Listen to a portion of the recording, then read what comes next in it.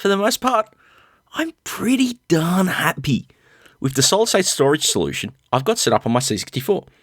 Not having the space to have my disk drives and dataset permanently set up means that something which handles emulation of those to a fairly solid degree is a real convenience for me. At least for the most part. Whilst it's great to be able to run original versions of games on all the major formats available, cassette, disc, and even cartridge, sometimes there's just those moments when you want to make things that bit more convenient than they already are. Enter the EasyFlash cartridge, an open source, writable cartridge which gives you the ability to flash your own mix of games and applications, filling up its megabyte of storage. What I'm showing off here is the improved EasyFlash 3, which expands out the original design in a number of powerful ways, while still fitting into a semi-translucent cartridge shell. Start with, you've got your main buttons along the top: Menu, Special, and Reset. Menu presents the menu you see when you power the system up, giving you the option to launch something attached to the cartridge, or run the pre-installed EasyProg utility. Special performs an action on the current cartridge, such as freeze if you have a utility cartridge activated. As for the reset button, that's pretty much self-explanatory. On the side of the cartridge is a mini USB plug, allowing you to connect the cartridge to a PC for flashing, rather than doing it all on the C64. But the question I'm sure you've all been wondering, how does the EasyFlash 3 extend the original design? Well, firstly, instead of a single bank of memory to operate with, you now have 7 of them. Each of these acts like an original EasyFlash cartridge.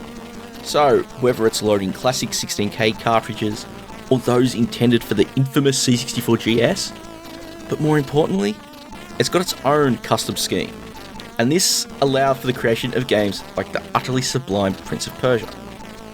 The next facility is the ability to flash a custom kernel ROM, thus allowing you to switch over to Jiffy DOS without the arduous task of pulling apart your C64 and dealing with a possibly soldered-in ROM chip.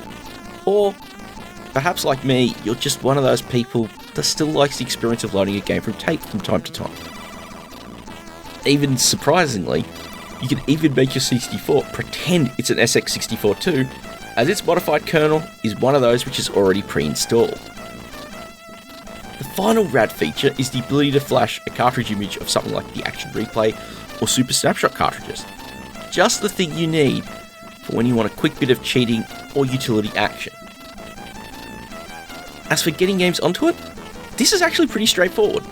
All you need to do is plug the EasyFlash into the cartridge port, connecting a disk drive, and that's where you're going to load the images from and power it up.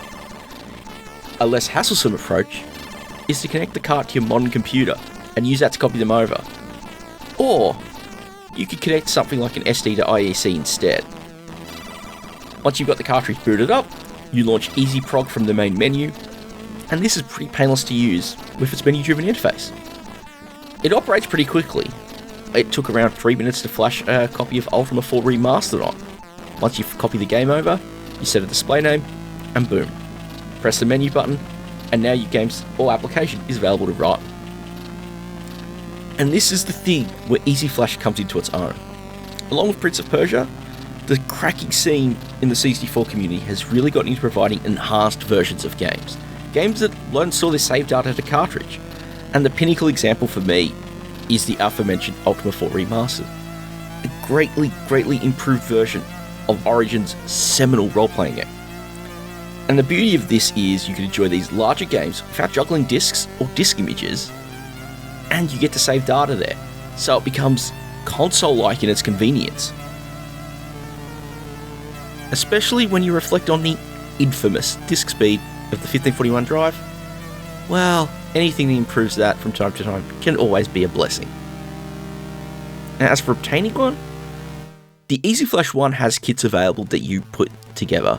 The EasyFlash 3, on the other hand, at least when I was putting together this video, was head on over to the Retro Innovation store and order one there, where it costs $65 US plus postage. The big question I think that has to be answered is the EasyFlash 3 an essential purchase for you and your C64? I think for most casual gamers, it's probably not. I bought this really to enjoy those enhanced cracks of games such as Maniac Mansion, Ultima IV, games that tend to do a lot of loading on disk, and these adaptations really benefit from the cartridge medium. So if you're in the same position like me, maybe a bit of a power user, someone who wants to experience these classics in a bit more of a convenient way, then yeah, it is totally worth the purchase. I really hope you enjoyed this little look at the EasyFlash 3. There'll be links in the description to where you can go order it. And as always, click the thumbs up if you enjoyed it, and possibly subscribe to catch up new videos as they come out every week. Thank you very much for watching, and I'll catch you all next time.